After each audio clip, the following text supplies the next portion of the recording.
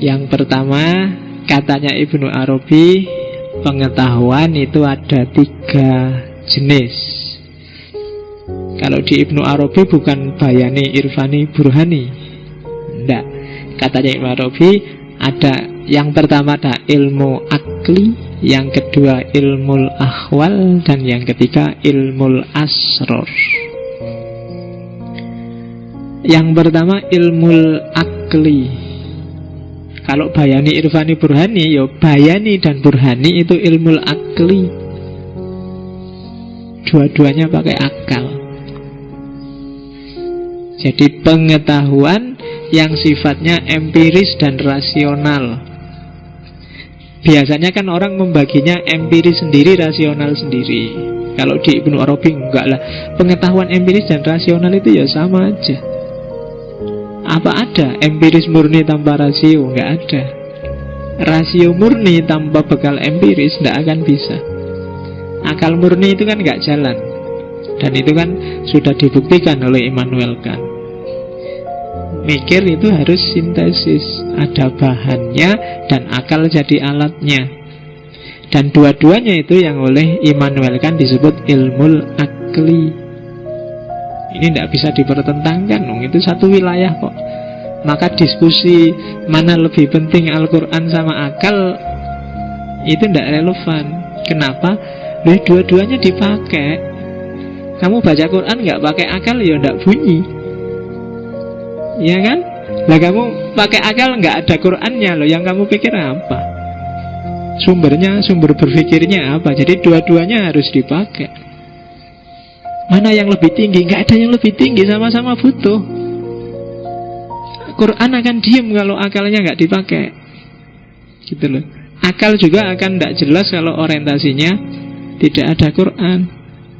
Dan dua-duanya kalau di Ibnu Arabi itu ilmu akli, diperoleh lewat akal. Yang kedua ilmu ahwal. Nah ini menarik lagi. Kalau biasanya kayak di Surawadi kemarin, ahwal sama asror itu jadi satu. Intuisi sama ilmu laduni itu ya bodoh. Intuisi itu alatnya, laduni itu sumbernya. Tapi kalau di Ibnu Arabi enggak, ya beda dong. Kalau ahwal itu ilmu tentang rasa, ilmu tentang intuisi. Sumbernya nggak selalu hal-hal transenden, nggak selalu dari Allah. Jadi ini tidak akal, ini ilmu yang harus direct experience, dialami langsung. Validitasnya lebih tinggi daripada ilmu akli. Ilmu akli itu kamu punya teori bahwa gula itu manis, terus kamu baca buku teori tentang gula. Itu ilmu akli. Tapi ilmu ahwal, untuk tahu gula itu manis, terus kamu minum teh yang ada gulanya. Nah, rasanya manis ya. Nah, ini ilmu ahwal. Aku ngerti dewe wong tak minum sendiri. Itu ilmu ahwal. Sifatnya intuitif. Kamu kan belum naik haji, maka pengetahuanmu tentang Mekah, tentang Madinah itu ilmu akli. Tapi mereka yang sudah nyampe sana itu ilmu ahwal. Sudah ngalami sendiri, sudah mengalami penyaksian batin, sudah merasakan. Validitasnya di atas ilmu akli. Dan ada pengetahuan level yang ketiga yang disebut ilmu asror. Kalau ini bukan akli, tapi ahwal yang sumbernya bukan upayamu. Rasa tapi bukan kamu yang mengupayakan rasa itu. Kamu cuma menunggu, kamu pasif.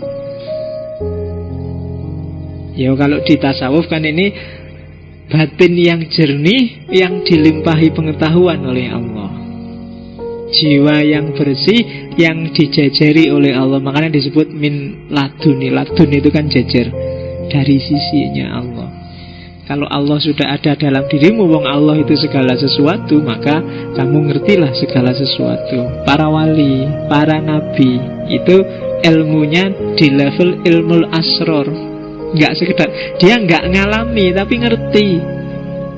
Sama dalamnya dengan akhwal. Makanya kadang-kadang nabi itu kan bisa nebak masa depan.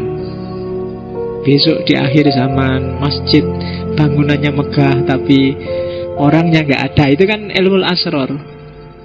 Kayak Nabi waktu habis Isra Mi'raj diuji sama kafir Quraisy Mekah, ditanya, Allah dari mana kamu? Wong tadi malam masih di sini kok ngakunya dari Masjidil Aqsa misalnya.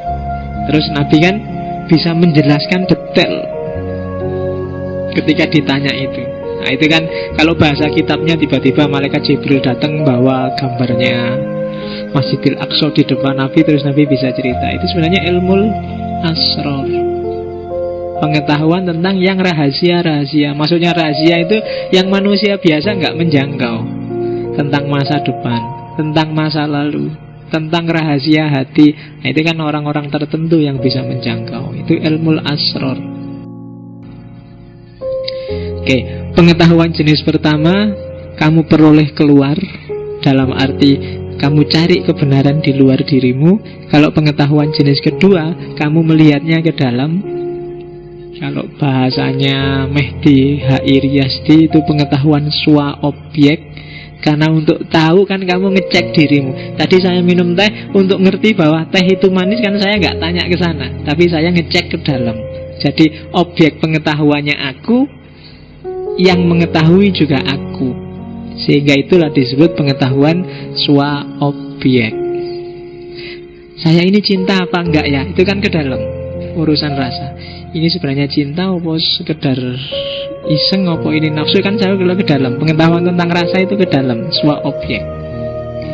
Nah, ada lagi jenis ketiga. Kalau ketiga itu juga ke dalam, tapi sumber pengetahuan bukan dirimu lagi, tapi dari luar dirimu. Itu 3 pendekatan. Dan ini kadang-kadang di level tertentu tidak cuma para wali atau nabi yang mendapatkan ilmul asror. Mungkin di titik tertentu kamu bisa dapat ilmul asror itu, karena Allah itu maha penyayang. Sehingga kadang-kadang kan kamu ada masalah, solusinya gimana ya, tiba-tiba muncul ide di kepalamu tanpa kamu usahakan. Itu termasuk golongan ilmul asror. Atau tiba-tiba kamu mimpi yang jadi solusi, itu ilmul asror. Jangan salah, kalau di Ibnu Arabi, mimpi itu juga termasuk sumber pengetahuan. Dan Ibnu Arabi sering sekali mengalami ekstase melalui mimpi. Oke, jadi itu jenis pengetahuan. Jadi jangan salah ya, selama ini modus berpikir kita hanya di pengetahuan jenis pertama, atau paling jauh jenis kedua. Jenis kedua pun kita sering tidak percaya. Itu kan jenis pengetahuan intuitif, pengetahuan instinktif. Itu kan kita sering tidak percaya. Kita anggap itu firasat. Itu kan jenis pengetahuan kedua. Kita nggak peka di situ karena kita nggak pernah latihan, melatih ketajaman intuisi kita. Dan kenapa kamu nggak percaya? Karena memang kamu nggak melatih itu, sehingga intuisimu nggak bisa dipercaya.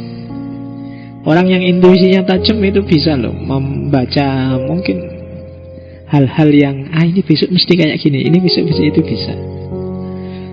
Itu intuisi. Cuma modus berpikir kita selama ini hanya ilmul akli, sejak SD sampai kuliah. Dan di luar itu kan nggak diakuin cara berpikir ilmul akli yang oleh Barat sudah dikritik habis-habisan karena polanya agak positivistik.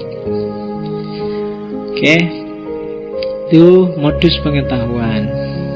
Nah, ini yang paling terkenal. Sebelum ngomong wahdatul wujud, itu tadi epistemologinya, sekarang ontologinya. Katanya Ibnu Arabi,